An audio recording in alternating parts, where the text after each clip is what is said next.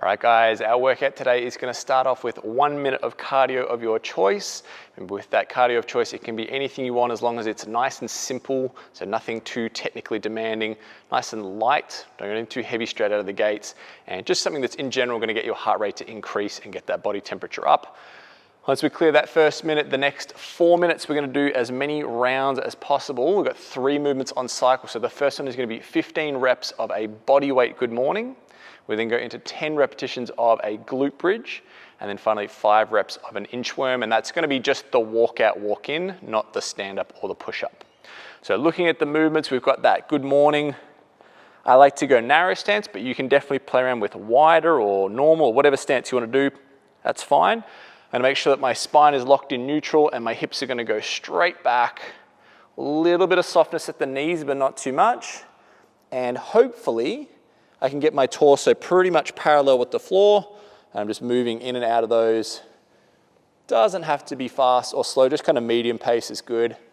Concentrate on good spinal position. So if I'm tight in the low back of the hamstrings and I get to say here, and to get any further I have to like round off or bend my knees or anything, I don't want that. I'll just go to that point where it stiffens up and go back. Over time it'll eventually, will encourage it to get deeper and deeper. 15 reps of that then moves into the glute bridges, so we're setting ourselves up, feet about hips width, toes up off the ground, so I'm emphasizing my heels contacting the floor, and then from there, bridging those hips up, tensing my butt, tensing my abs, keeping my knees open, okay? So 10 of those, we then go into the inchworm, so I'm gonna set up, again, fairly close stance, hands to the floor, I'm gonna walk out to a nice strong push-up position and then walk back.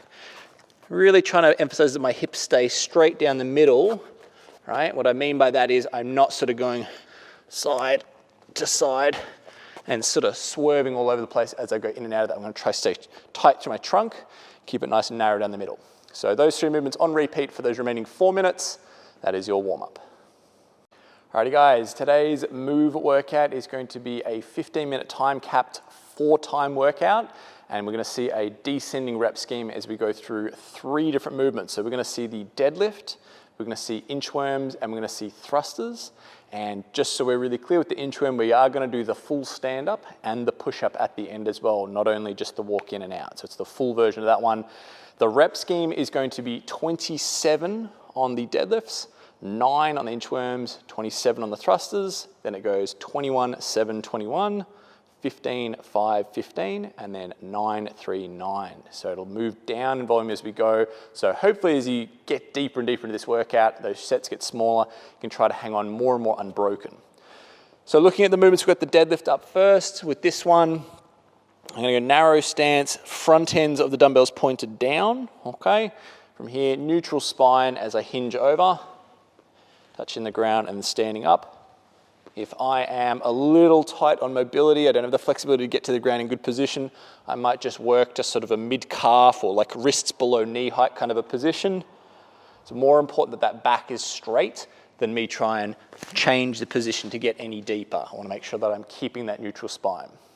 So that's the deadlift. When we move into the inchworm, we're going to start from a full stand-up, forward fold, walk out to a push-up, walk in, and unfold at the top. And I would move through them continuously for the 9, 7, 5, and 3 on the reps, making sure that my trunk stays nice and tight as I go through the bottom. So the push-up is a strict push-up. It's not like a burpee where we can kind of be a little bit kind of swervy, a little bit curvy coming out of that. I want to make sure it's a rigid push position as we come up. Last movement is the thruster. So I'm bringing those dumbbells back in, front rack position, full squat, driving up to full lockout. So I'm really trying to utilize as much power and momentum from my lower body, driving up out of that squat, and then hoisting those dumbbells. My arms should feel more like they just kind of follow the dumbbells and lock out that last piece rather than feeling they have to really work to get them there. So 15-minute time cap on that one, guys. It is for time. That is your move workout.